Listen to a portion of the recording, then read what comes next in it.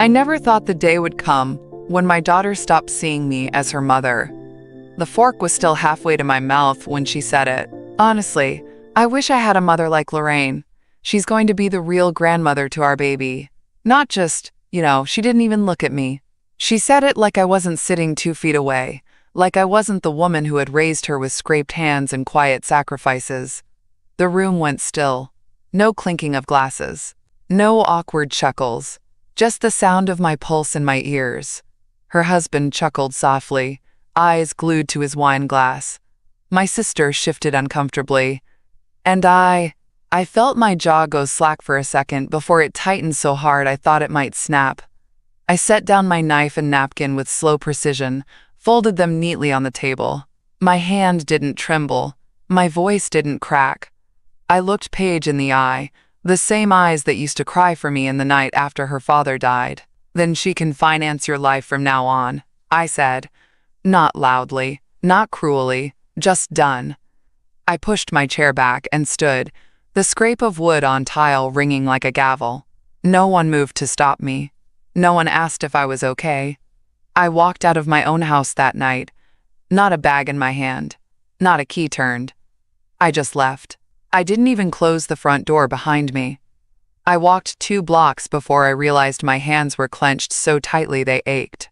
I sat on the edge of the bus stop bench, the kind with peeling paint, and 1,000 stories soaked into the wood. And I felt nothing. Not rage, not heartbreak. Just a dull, heavy silence. In that silence, one question clawed its way up from my chest. When did I stop being her mother and start being her servant? It wasn't the first time she compared me to that woman. Lorraine, her mother-in-law, all pearls and passive aggression. She baked cookies and booked baby showers and gave advice with the sugar of someone who never had to raise a child alone. Paige adored her. Or maybe she adored the life Lorraine represented. But tonight, she made a choice. And she did it publicly. That wasn't a slip of the tongue. That was a pronouncement. And in that moment, I realized something that hollowed me out completely. She wasn't ashamed of what she said. She meant it. So I let her mean it. And for once, I wasn't going to beg to be chosen back. Hours of aimless pacing under the maple trees cooled my anger. When the streetlights flickered on, I let myself back inside. That house knew me better than anyone. The walls held the echo of Paige's when she was 6 and still called me Mama. The kitchen table still had the scratch from the night she stayed up past midnight crying about her divorce, both of us too tired to notice the pen digging into the wood. It was all here, every part of her, and none of it mattered anymore. I walked down the hallway, past the picture wall I hadn't updated in over a year. She stopped giving me new ones after she married Cole. His mom's a professional photographer, she'd said with a shrug, like the portraits I took on my cracked iPhone were an embarrassment. I stepped into the nursery. I'd started fixing up the moment she said the word pregnant. It wasn't fancy, but it was warm. Soft greens, hand-sewn curtains, a second-hand rocking chair I'd reupholstered myself. And on the shelf, every stuffed animal she'd once loved, saved, cleaned, and waiting for a grandchild I thought I'd rock to sleep. I sat on the edge of the bed, one hand resting on the tiny hat I'd knitted just 2 weeks ago, pale blue, with a silver button sewn at the top. She never asked for it. I just made it, like I always did.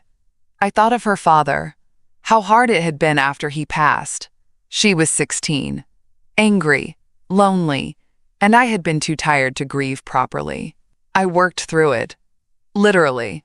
I picked up extra hours, cashed in our savings so she wouldn't lose her college applications, sold our vacation fund to buy her a used car. No one saw that. No one praised it, but I remember. I remember the nights I sat in the laundry room with the dryer running, just so she wouldn't hear me cry.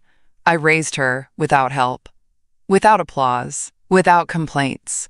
And now she sat at my table, praising another woman as her real mother, like I hadn't bled for her life.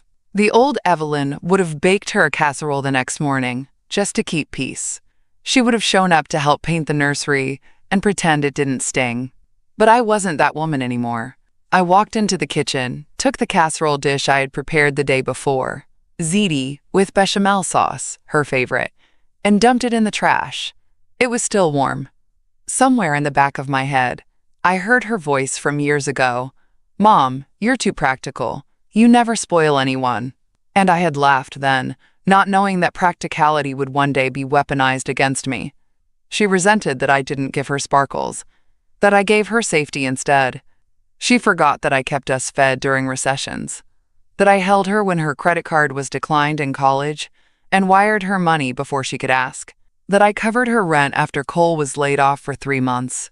Quietly, without shame, she forgot everything, or worse, she remembered and decided it wasn't enough. At the community center on Thursday, Margaret was already setting up folding chairs, fussing over the thermostat like always. The place smelled like cinnamon and dusty hymnals, like time had politely slowed down just for us. "Evelyn, you look pale," she said, squinting as she placed a chair upright. "Are you sleeping all right?" I lied. "Fine. Because what do you say? That your daughter shoved your love off a cliff and handed your title to someone else? That you spent 30 years raising a child who now treats you like an embarrassing footnote?"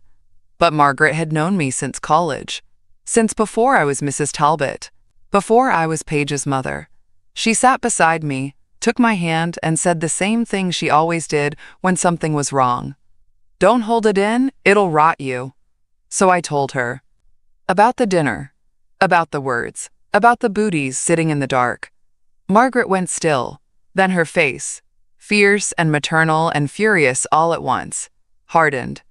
"She said that to your face? With you sitting right there?" I nodded. "I always knew that girl resented your steadiness," she snapped.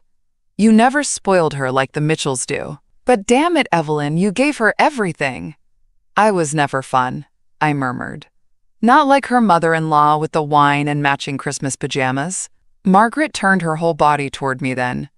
"She doesn't get to rewrite the story just because it's easier to love someone who buys matching outfits. You raised her alone. You gave her college, bailed her out of that mortgage disaster, and stitched her life together every time she fell apart." I didn't speak, but something cracked inside me, and it wasn't grief, it was clarity. I began slowly. "I think she's always looked at my love like it came with strings, because I didn't sugarcoat life." "You gave her dignity," Margaret said, "and now she's ashamed of the mirror you held up." That landed hard. Maybe I reminded Paige of everything she wanted to forget: being broke, being lost, being mothered by someone who didn't wrap lessons in praise. Sunday morning, I arrived early to church. I always sat near the back, out of habit, not humility. I liked watching people file in, their small nods and rituals. It reminded me that even when your own child calls you irrelevant, strangers still offer a nod of respect. Paige was there. She hadn't seen me slip in. She stood in the vestibule, chattering with one of the younger women. Her tone was high and cheerful, her belly framed by a fitted blue dress.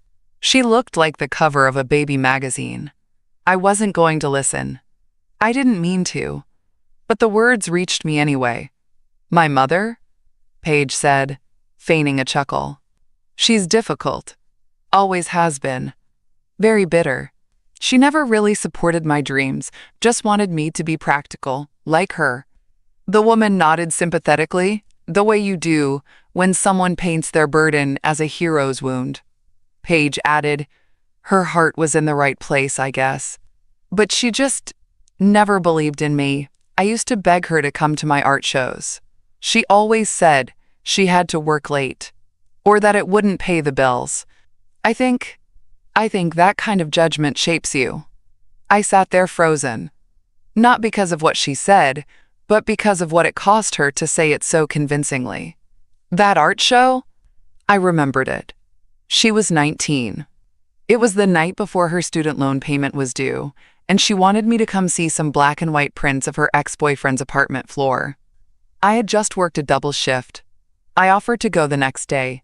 She cried. I still sent her flowers. That became, she never supported my dreams. I bit the inside of my cheek so hard I tasted blood. Not out of rage. out of restraint. Because this wasn't just rewriting, this was erasure. Every long night in the ER, every side job I took so she could have new point shoes, every birthday cake made from scratch because I couldn't afford bakery ones. All of it turned into bitterness in her story. I slipped out before the sermon began. I didn't say goodbye, not because I was angry, but because I finally understood. She wasn't just ashamed of me. She needed me to be her excuse.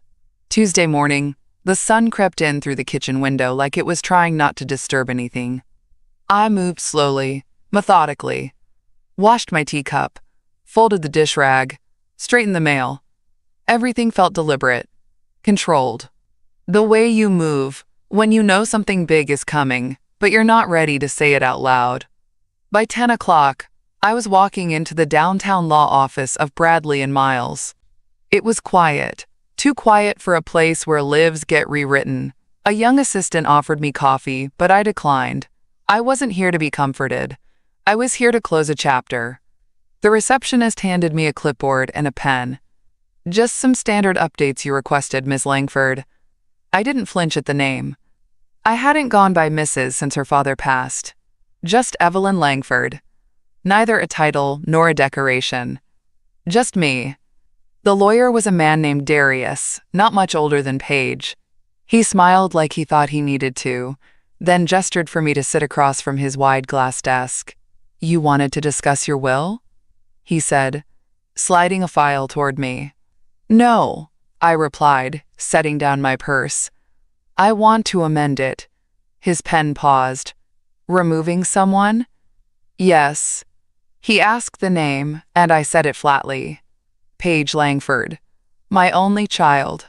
He looked up, surprised. "Do you want to add a contingent beneficiary?" I already had. I pulled a folded letter from my purse. Inside, it was the new directive I'd written the night I couldn't sleep after church. It wasn't angry. It was just clear. I handed it to him. He unfolded it slowly and scanned the lines. "I want the money I set aside for her inheritance to be redirected," I said. "Establish a scholarship. For single mothers. Practical women. The kind who don't have anyone to tell them they matter." Darius blinked, caught off guard by the specificity. "You don't want to leave anything to family?" I leaned back in the chair. Family isn't defined by blood. It's defined by how people show up. The paperwork didn't take long. The office was efficient. The signatures were neat. The finality, oddly peaceful. As I signed the last document, a strange relief unfurled inside me, like I'd been holding my breath for 10 years, and just remembered how to exhale. This wasn't about revenge. It wasn't even about punishment. It was about release. I walked out of that office lighter than I'd felt in years. The city bustled around me, cars honking, people rushing to lunch meetings and late appointments. I didn't rush. I stopped at a bakery and bought a scone. Not for Paige. Not for anyone else. Just for me. A raspberry one, still warm. I hadn't opened that box in nearly 10 years. It sat in the back of the linen closet, under a pile of old towels and scented candles no one ever burned. The cardboard was soft with age, corners fraying, but it held up as I carried it to the kitchen table. Inside were letters, stacks of them, all from Robert, Paige's father. My husband. Dead 22 years this May. He wrote constantly when he was away, every work trip, every overnighter at the factory when they were short-staffed. Paige used to think they were boring. Dad's letters always say the same thing, she'd complain as a teenager. "Be good to Mom, don't forget to take your vitamins." But I saved every one. I unfolded the one from her 3rd birthday. He wrote, "Evelyn, she's spirited like you. I see it already. Don't worry if she pushes back against rules. She'll thank you for them when the world stops indulging her." Another one from the week she broke her arm falling off the jungle gym. "I wish I'd been there. But I'm glad she had you. She always has you." I stopped at the one he wrote when Paige was accepted into college. He had underlined 3 lines. "You were never soft. You were steady. She'll forget the difference until she needs it again. But don't let that harden you. There is strength in standing alone, Evelyn. Don't apologize for being the rock instead of the sea. I don't know why those words hit me so hard that morning. Maybe because he saw me. The real me. The woman who kept the lights on, even when no one thanked her for paying the bill. The mother who taught her daughter to budget instead of beg, who repaired her own roof instead of calling a man, who stood in the kitchen every night stirring dinner while everyone else forgot she was tired too. I stared out the window at the backyard garden. The peonies had bloomed early this year, pink and defiant, like they didn't care if someone called them old-fashioned. Maybe I was like that now, done blooming for anyone's approval. I folded the letters back neatly, tied them with a ribbon, and placed them beside the scholarship documents. I wasn't going to beg Paige to remember the truth.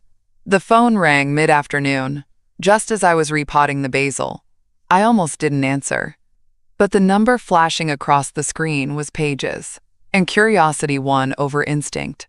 I wiped my hands on a towel, steadied my breath, and picked up. "Hi, Mom," she said, her voice a little too bright. "Hope I'm not catching you at a bad time." I could hear her rehearsed smile through the line. "I'm home," I replied evenly, "but I've got a few things going." A pause. "Well," she continued, a hint of forced cheer bleeding through, "we're finally getting the nursery together, and I thought maybe, if you had time, you could come over and help me choose paint colors. You were always good with that kind of thing." I held the phone away from my ear for a moment, just looked at it like it might explain her sudden change of tone. 2 weeks ago, I was invisible. 2 weeks ago, I was unnecessary. Now suddenly, I was good with colors? I lifted the phone back. "I've got other priorities right now." Another pause. Longer this time. "Oh," she said, caught off guard. "Okay? Like what?" I smiled to myself. There it was. The part where she realized the air had shifted. "I'm working on something personal," I said calmly. "And honestly, I'm not available to help decorate." The silence on her end wasn't just awkward. It was offended. "Oh. Well, I didn't realize you were so busy," she said, sarcasm coating each word. "I am," I answered simply. "And I don't make room anymore for people who only call when they need something." That hit her. I could feel it through the static. Her tone tried to recover, but the cracks were showing.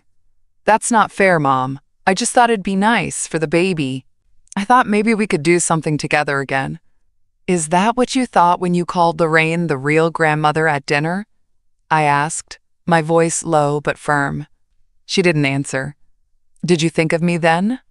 I asked again, sharper now. "When you said it, when you didn't look at me, did you forget that I spent every Sunday, for the last 3 months, knitting booties and folding onesies for a room I'm no longer welcome in?" Her voice dropped. "I didn't mean it like that. But you said it like that," I snapped. Then quieter, colder. "And you didn't correct yourself." A long, breathless pause followed. She was swallowing something. Maybe pride, maybe just the shock of hearing a version of me she hadn't met before. "Well," she said finally, "I guess I didn't realize you'd taken it so hard." There it was, the soft arrogance of someone who'd never been told no. "I'm not taking it hard," I said. "I'm just not pretending it didn't happen." I waited a beat, then added, "I wish you well, Paige. Truly. But I won't shrink myself to fit back into your life on your terms." She let out a bitter little breath. "So what? You're just done with me now?" "No," I said. "I'm just done begging for a role I earned a long time ago." And then I did the one thing she never saw coming. I hung up. I placed the phone face down on the table, heart pounding, not with fear, but with the clean kind of adrenaline that only comes after breaking a pattern. The silence that followed was pure. For the first time in years, I hadn't caved. I hadn't offered to bring cookies or soften my voice to keep the peace. I'd just said no. The rumor started like all poison does, slow and quiet until it was everywhere. Margaret was the first to tell me. We were sitting in the church fellowship hall, folding programs for the upcoming charity auction. She leaned over, her voice barely above a whisper. "You might want to know." I overheard Linda Fay at the hairdresser's. She said, "Paige been telling people you're not well." I looked up slowly. "Not well?" She said, "You've been forgetful. That you're isolating. That maybe it's early onset." The words hung in the air like mildew. Margaret's eyes searched mine. I didn't believe it, of course. "But it's going around. She's telling people you left the baby shower group because of confusion. That you're having trouble handling simple things." I blinked. Once. Twice. I didn't feel confused. I felt fury. The kind that doesn't raise its voice, but narrows its gaze. "That girl," I said quietly, "is rewriting history faster than I can shred the evidence." Margaret's jaw tightened. "She's trying to discredit you before anyone asks questions." And just like that, I understood. Paige knew she'd gone too far. She knew I'd walked out and never looked back, and people were starting to notice. So now, instead of owning it, she decided to cast me as unstable. That way, if I ever spoke up, they'd already have a reason not to believe me. I folded the last program with shaking hands. "She doesn't want to deal with the consequences," I said. "She wants to erase the witnesses." Margaret didn't say anything for a moment. Then she reached into her purse and pulled out a small, leather-bound journal. She slid it across the table. "What's this?" I asked. "A record," she said. "Start one. Write everything down. What she said. When she said it. What you remember. What's true. If she's going to challenge your mind, show her how sharp it still is." I took the journal home and didn't write in it for 3 days. Not because I was hesitant. Because I wanted my first entry to matter. So when I did open it, I started with the dinner. The words poured out of me like they'd been waiting. The yellow dress Paige wore. The way her voice didn't quiver when she called Lorraine the real grandmother. The way the room froze. My exact words. My exact walk to the door. The silence that followed. Then I documented the phone call. The paint colors. The ask. The rejection. The way her tone shifted when I said no. And finally, the rumors. That she'd said I was forgetful. Not herself. That she implied I wasn't safe to be around a newborn. I wrote every word in print so clear you could read it from across the room. I added my financial records, dates of my last dentist appointment, photos of the scholarship documents, witness statements from the quilting circle. Every woman there had seen me drive, budget, organize, and function like the sane, stable woman I've always been. They wouldn't call me delusional. Not when the proof was this pristine. By the end of the week, I'd assembled a binder so thorough it could rival a tax audit. I didn't make copies. Not yet. But I placed it in a fireproof safe, labeled it for clarity if ever needed. And then I went to quilting group like I hadn't just been dragged through the social mud. I smiled. I stitched. I handed out lemon bars. And when June Peters pulled me aside and whispered, "Evelyn, someone said you've been acting strange lately, but you seem fine to me," I met her eyes without flinching. "Paige's shame doesn't fit her narrative," I said, "so she's dressing it up as my decline." June nodded slowly. Then she said something that stayed with me. "Well, you don't seem like a woman who's fading, Evelyn. You seem like one who's about to rise." The next week, I found myself in the middle of the quilting circle, surrounded by women whose hands had mended more than just fabric over the years. We were piecing together a memory quilt for the community center's silent auction.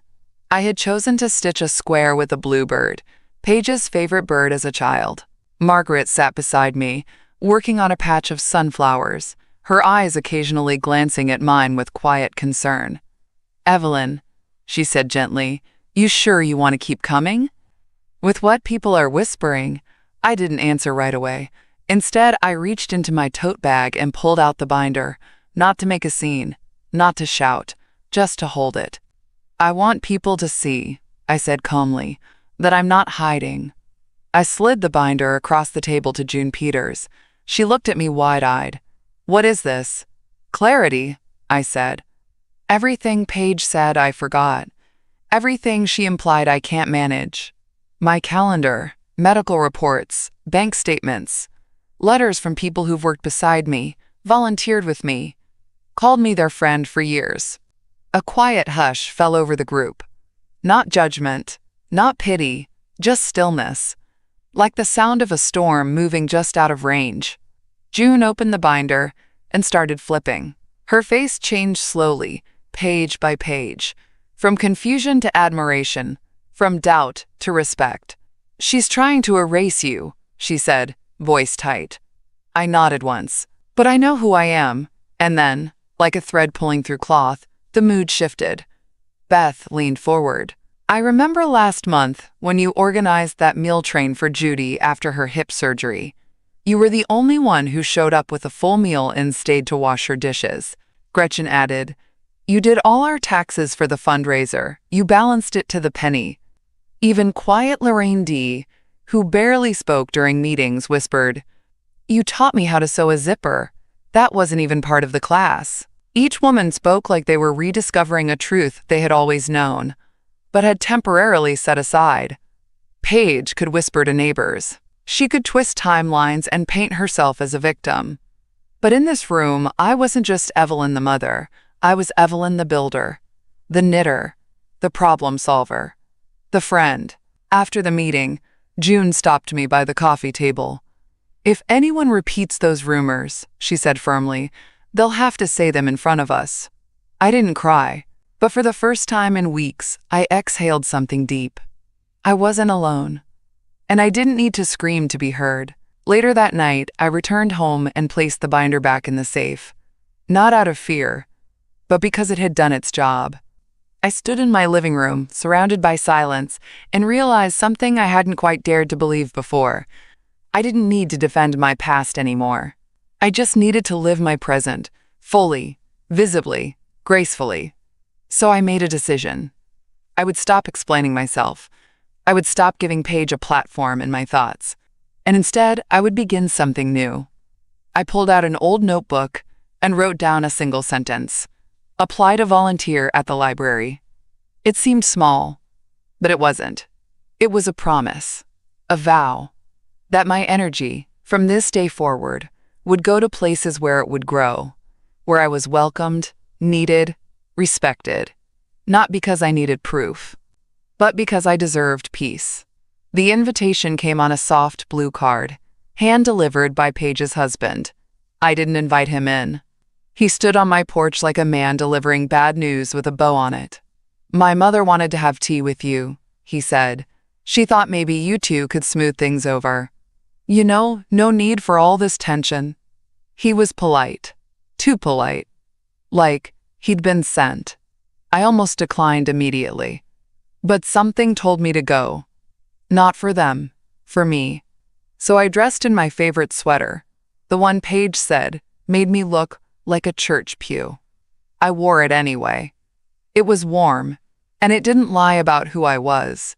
The mother-in-law's house was full of pastels and polite perfume. The tea was steeped too long, and the cookies were store-bought, but she smiled like we were sisters of motherhood. "I just hate to see families drift apart," she cooed.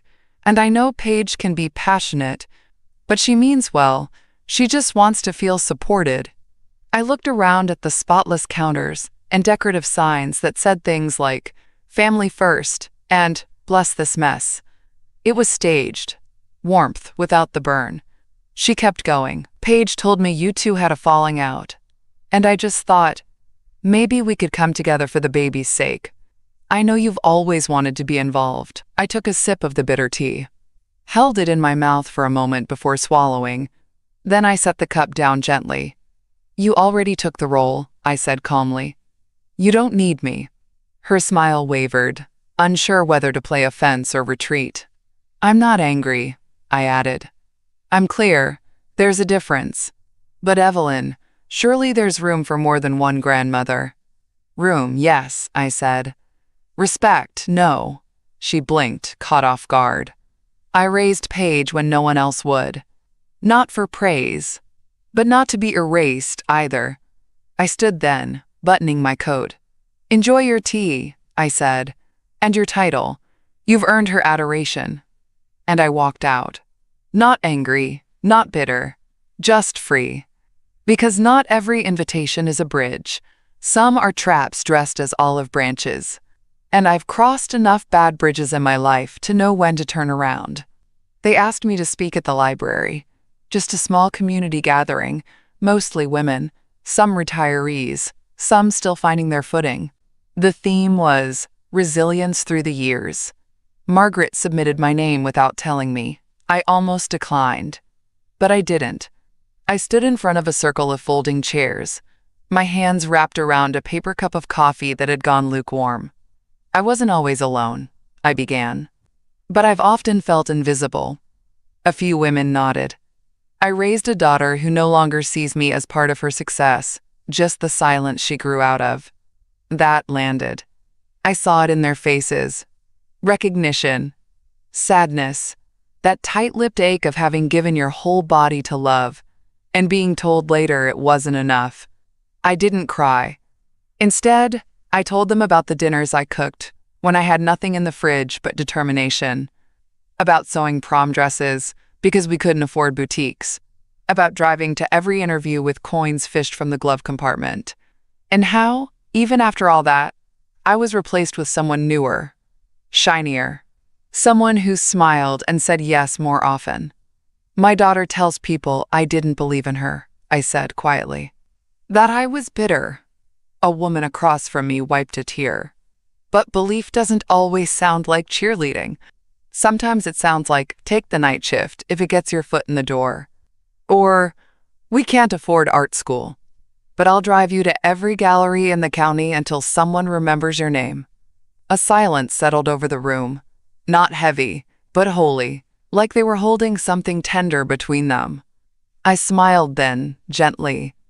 I used to think I had to explain myself, to justify the choices I made to raise her, but I don't need permission to be proud of surviving.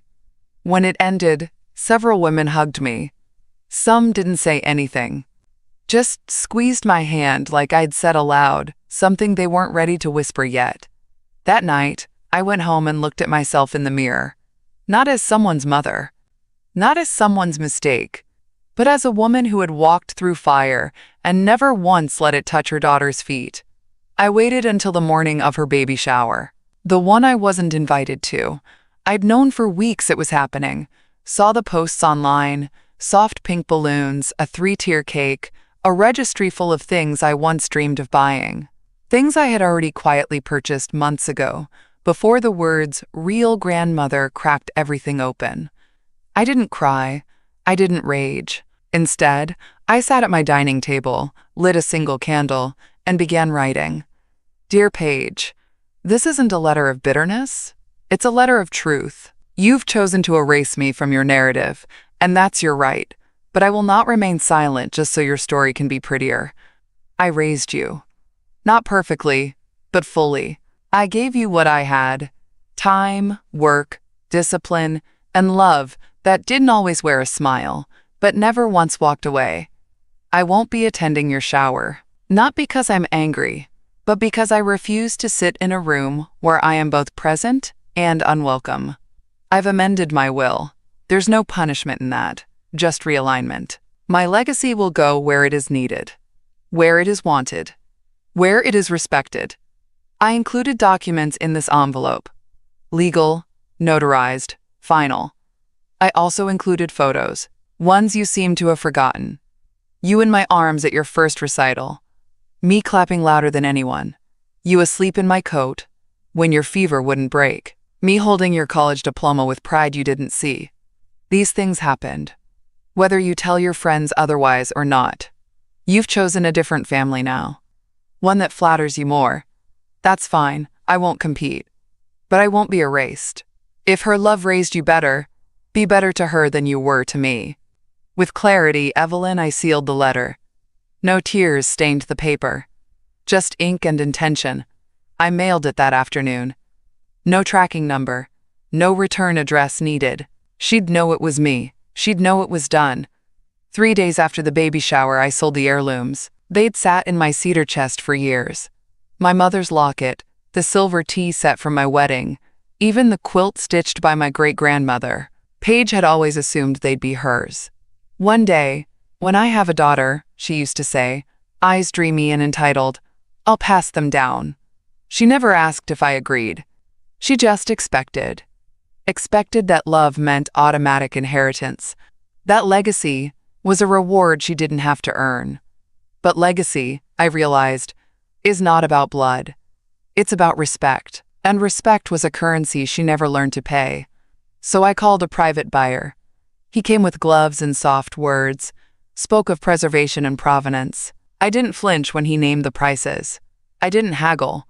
I just signed, handed him the items, and watched as generations of expectation walked out the door. It didn't feel like loss. It felt like liberation. That same afternoon, I logged into my bank account and closed the final joint savings account I'd opened for Paige years ago, the one she never contributed to, but often referenced when planning future emergencies. Then I removed her name from the emergency contact on my medical forms. And finally, I blocked her number. Not in anger, but because I needed the peace that only silence could give me. The next morning, I changed my locks. Not because she had a key, but because I didn't want the memory of her ever thinking she could walk in again. Then I walked through my house like a woman clearing smoke from a room. I opened windows. I dusted the shelves. I packed up the nursery. One by one, I folded the little clothes and boxed the books. Not to give away, but to donate. Somewhere, another baby needed a beginning. One untouched by guilt. At noon, I drove to the women's shelter and handed them the box. The young intake coordinator blinked when I told her what was inside. All handmade? I nodded. She reached for the box slowly, like it held something sacred. Thank you, she whispered. I left without giving my name, because I wasn't doing it for credit. I was doing it because good things deserve better homes. By the time I got back, the house felt different. Light. Uncluttered. Mine. I made myself lunch, just a simple sandwich, and sat at the table where the betrayal had taken place. The chair Paige had sat in was empty, and I let it be. That afternoon, I started the final step. I went to my computer, logged into the PhotoCloud account Paige had always assumed I'd keep paying for, and downloaded every picture that still mattered. Baby Paige with chocolate on her cheeks. Me and Marcus holding her in the hospital. Her high school graduation, where I wore the same dress I'd worn to my own wedding because I couldn't afford a new one. Then I deleted the rest. Not to erase her. To unchain myself from the version of her that thought I owed her everything, just for being born. And when the last file was gone, I sat back and exhaled. I didn't need her gratitude. I didn't even need her apology. I needed her absence. And now, I had it. She came to my door just after noon. No warning. No knock. Just the slam of a car door and the click of heels I recognized long before I saw her face. Paige. Red in the cheeks. Voice already coiled tight. You blocked me? She spat the moment I opened the door. Are you serious right now, Mom? I didn't step aside. Didn't ask her in. I received your little letter, she snapped, waving the envelope like a charge sheet. And the will changes? Selling the family heirlooms? What the hell is wrong with you? Her voice echoed down the quiet street. A jogger paused across the road. A wind chime tinkled somewhere behind us. I said nothing. Just stepped back into the hallway, picked up a second envelope from the console table, the one she hadn't seen yet, and handed it to her. What's this? She snapped. Read it when you're alone, I said. You won't find me waiting here again. Her face contorted, confusion colliding with rage. What's that supposed to mean? But I didn't answer. I didn't offer comfort. I didn't reach out the way I always used to, smoothing down her fire with the water of my silence. I stepped around her and walked down the path. Got in my car, drove. I didn't look back. Because she wasn't coming to reconnect. She was coming to reclaim what she thought she owned. But I'd already given it all away. Not in anger, in clarity. Let her read the truth in a quiet room, without an audience to perform for. Let her sit with the echo of her own entitlement. And let me finally be what I hadn't been in decades. Gone. She read it. I know she did. I could feel it the next morning, in the shift of air. The kind of silence that comes only after someone's been stripped of the story they used to shield themselves. She didn't call, didn't show up, but I got a message. Indirect, of course. Margaret told me Paige had taken the day off work, canceled a baby shower brunch she'd been planning with Lorraine, said she wasn't feeling well. I smiled quietly. She wasn't sick, she was unraveling. The letter had no venom, no dramatic swirls, just truth. Cold, documented, undeniable truth. Page 1. The financial statements, scholarships, and school fees I paid when she said I didn't support her dreams. Page 2. Photos of her in every phase.